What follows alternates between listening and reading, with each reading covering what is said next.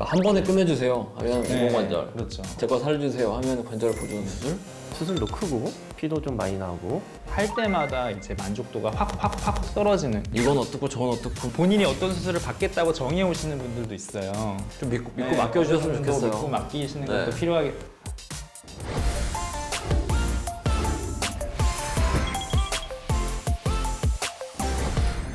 안녕하세요. 네, 저희는 이제 뼈 때리는 의사의 이경민. 강진우. 김유곤입니다. 네. 오늘은 이제 저보다는 이제 다른 저희 과 원장님 두 분에 해당하는 내용인데요.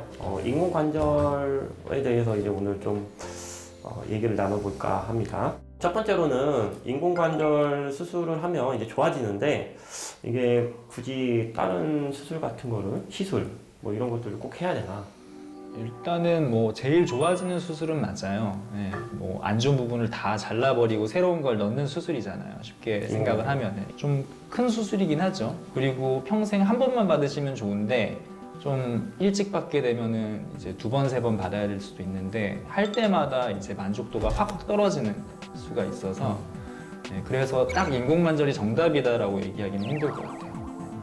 심평원이라는 그 기관에서 65세를 기준으로 인공관절을 권장을 하죠. 그러니까 보통은 저희도 65세 이하의 환자분들이 오면 되도록이면 인공관절 대신에 본인 관절을 계속 쓰시는 방향으로 치료를 해드리려고 노력을 하고 있고, 65세가 넘으신 분들은 인공관절을 하셔서 빨리 재활을 해서 빨리 일상생활로 하시는 게 환자분한테는 더 이득이 된다. 뭐 뛰는 거나 이런 건 안 되겠는데요? 그냥 걸어 다니고.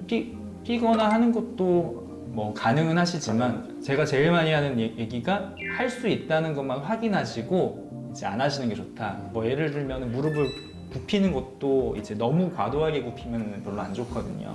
근데 이제 인공관절은 어쨌든 수술도 크고 피도 좀 많이 나오고 상처 절개도 되게 많이 하잖아요. 네. 그래서 뭐 제가 이제 환자라고 해도 안 할 수 있으면 안 하는 게 좋을 것 같아요. 네. 나이가 아무리 뭐 65세 지났다고 해도. 사실은 인공관절을 하러 오시는 분들이 이제 통증이 굉장히 심하고 뭐 물도 계속 차고 굽히고 펴고 자체가 안 되고 걷지도 못하셔서 오시는 분들이 많긴 하거든요.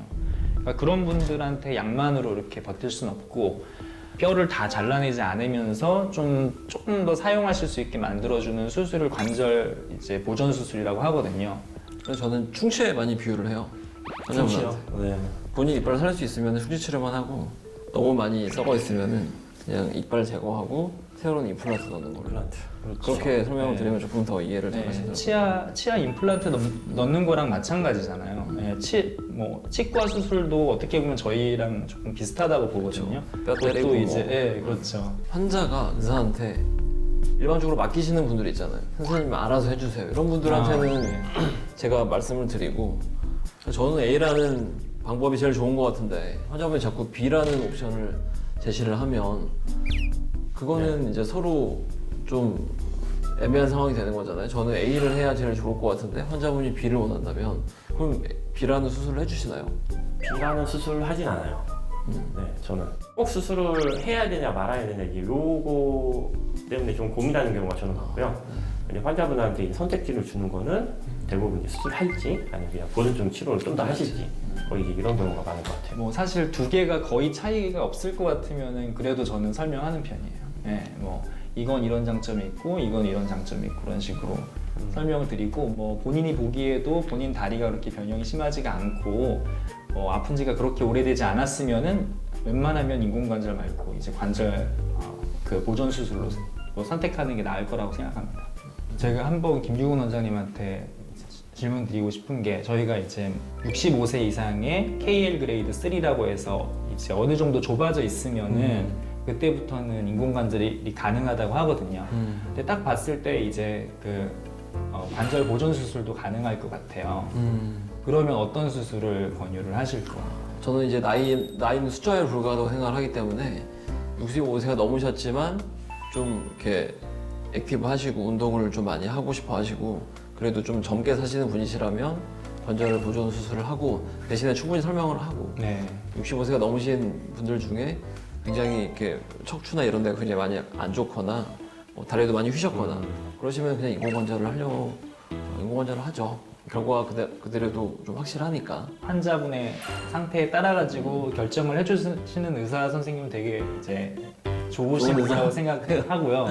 사실 이제 딱 그 단계만 지나면은 이제 인공관절을 권유하시는 분도 있잖아요. 뭔가 좀 크게 하시려는 의사 선생님도 있을 거고, 뭔가 최소한으로 해서 좀 낮게 해주려는 의사도 있을 거고. 근데 이게 꼭 어느 한쪽이 좋다고 볼 수는 없는 거잖아요. 네. 환자분 척추 관련, 성향도 중요하잖아요. 네, 환자분 성향도 성향도. 중요할 거고요. 환자가 이제 원하는 정도가 있으니까 그러니까 한 번에 끝내주세요 하면 인공관절. 네, 그렇죠. 네, 저는 그런 경우도 있으니까. 한 번 더 해도 되니까 제 거 살려주세요 하면 관절 보존 수술 그렇게 가는 걸로. 네. 네. 관절 보존 수술을 하고 나서 그거를 인공관절로 바꿀 수는 있잖아요. 그쵸. 이제, 네, 이제 네. 나중에. 인공관절 하신 분들도 운동을 하셔야 될 거예요. 자꾸 살찌면 안 되고. 네. 그렇죠? 그럼 어떤 운동이 좀 적합한가요? 저는 뭐 이제 빠르게 걷기, 그냥 평지를 걷는 게 제일 좋다고 설명드려요. 저는 수영하고 실내 자전거 실내에서 그 두 개 추천드리는데 수영은 코로나 때문에 좀 힘드니까 그렇죠. 실내 자전거 체중이 가해지지 않는 범위 내에서 근력 운동하는 거잖아요. 뭐 두 가지는 인공관절 하신 분들 열심히 하시라고 말씀을 드립니다. 어쨌거나 중요한 거는 무릎은 사람이 걸어야 되잖아요. 걷지 못하면 여기저기 아파질 거 아니에요. 없던 병도 생기고 당뇨 고혈압 생길 수 있잖아요. 그래서 무릎은 어떻게 해서든 참지 마시고 적절한 조기에 치료를 받으시면 본인 관절을 살리실 수 있으니까 그렇게 하시기를 권유드립니다. 이번 시간은 이제 무릎은 이제 수술해야 되는 경우 인공관절 할 것인지 보존적인 이제 수술할 것인지에 대해서 얘기를 나눠봤고요. 이 영상이 마음에 드셨다고 하면은 구독! 좋아요 알림 설정. 부탁드립니다. 네, 그럼 감사합니다.